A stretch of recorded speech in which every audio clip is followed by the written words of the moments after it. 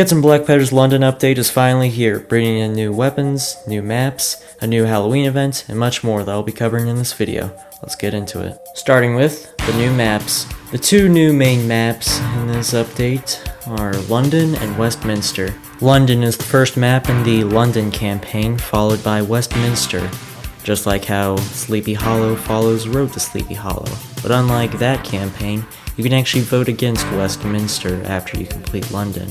London is pretty cool. I like it. It's got a couple new characters, including this Scottish guy who gets killed, and this dying random British soldier. But yeah, it's a pretty cool map with a cool ending, even if it's a little goofy, but I don't mind.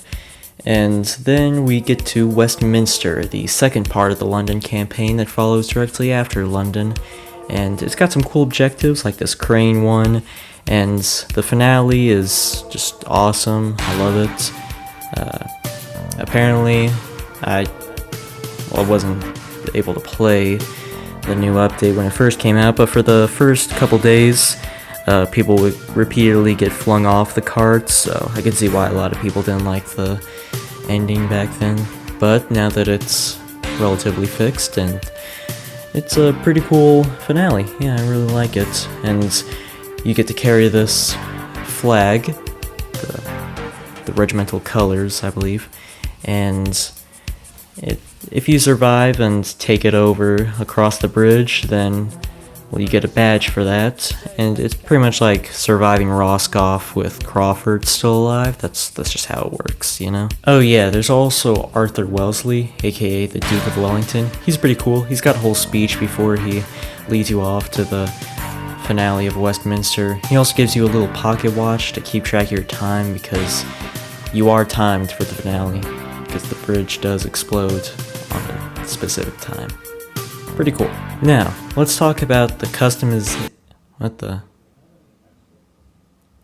I guess there's a Halloween event going on. Let's talk about that. So Guts and Blackpetter was chosen to be in Roblox's 2025 Halloween event, which, by the way, is it's pretty huge, I guess.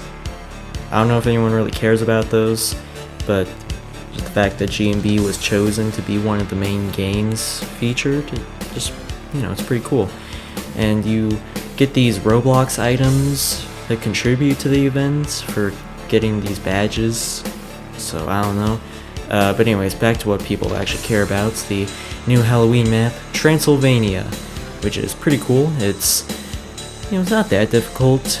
You have to fight against Dracula, which is pretty cool. And he's got this whole little talking, and he invites you to dinner, and then he kills the Major. Oh yeah, the Major. Yeah, he has like 2 lines and dies, so pretty typical of a Guts and Blackpetter NPC. You will be using your melee a lot more against Dracula than you will against the Headless Horseman, because, well, your guns at first don't do a lot of damage to Dracula. It's like fighting Grey Fox. Does anyone get that reference? Whatever. And it isn't until you collect a bunch of silver and put them in this pot that you can use silver bullets, and then your guns will actually do some damage. Then you move across the place, and eventually you'll use a crucifix to put him in his coffin, then nail an iron stake into him, and then he's dead, and then congrats, you killed Dracula. Yippee. For killing Dracula, you will get the Voivode, I hope I said that right, and the Iron Stake. They're both reskins of the regular saber and the Priest's Stake, just like how Le Revenant is a reskin of the regular saber. And just like the Le Revenant, all they are just reskins. There's literally no difference. No stats change. They're just reskins, and they do make some cool sounds, just like Le Revenant. And the Iron Stake, when you hit a bunch of zombies, it'll grow hot, so that's pretty cool. Colin, you've been talking about maps and Halloween and random garbage. Can you talk about the weapons yet? Alright, fine. The weapons. I'll talk about them. This update added the hand mortar, a new primary for the Seaman, and the sword bayonet, an attachment for the rifle for the line infantry. Both of them are, I'd say they're both good. The hand mortar's a bit situational, I guess, and you gotta be careful while using it, because if you aim for too long, then you'll just blow yourself up. And also there's a bit of a, you gotta wait for the fuse to go off and for the grenades to explode. You're able to, or if the grenades directly hit the zombie, then they'll stun them and sometimes get them lodged in the zombies themselves, so that's pretty cool. And it's just a fun weapon, yeah, even if it's not the best. The sword bayonet is, as mentioned before, you can attach it to the rifle, and it's just a regular bayonet. There's like a side swing that's not really that useful, and you're able to take it off and use it as like a worse saber. And I guess it makes rifle a bit more viable to use. Oh yeah, and they also made it where standing still will reduce the reload speed of the rifle, but moving around will just, slow it down a bit. This helps with the rifle being all, the playstyle, just sitting in the back and sniping zombies. So that's cool. Oh yeah, Bubbles got an updated shop again, so that's cool as well.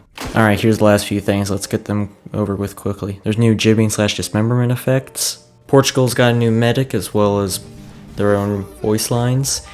And Sweden has a new regiment as well as Swedish voice lines. There's new faces that you can customize that change depending on your actions. You can also change your voice, but if I remember correctly, there's only one for each nation. So hopefully they'll add more in the future. And I think that's it. Oh yeah, they updated the UI for the inventory. Cool. So yeah, that's all the new major changes in Guts and Black Powder's latest update. There were a couple other things, and there was new regiments and new cosmetics I didn't really go over, but I didn't really want to go over those. And there was just these little changes too, but yeah, that's just about everything.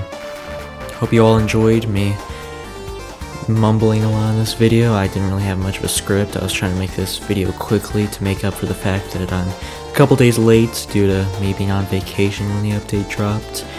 But thank you all for your patience, and thank you all so much for watching, and please consider liking and subscribing, join my Discord, and maybe join my YouTube membership, and I'll see you all in the next one, and goodbye.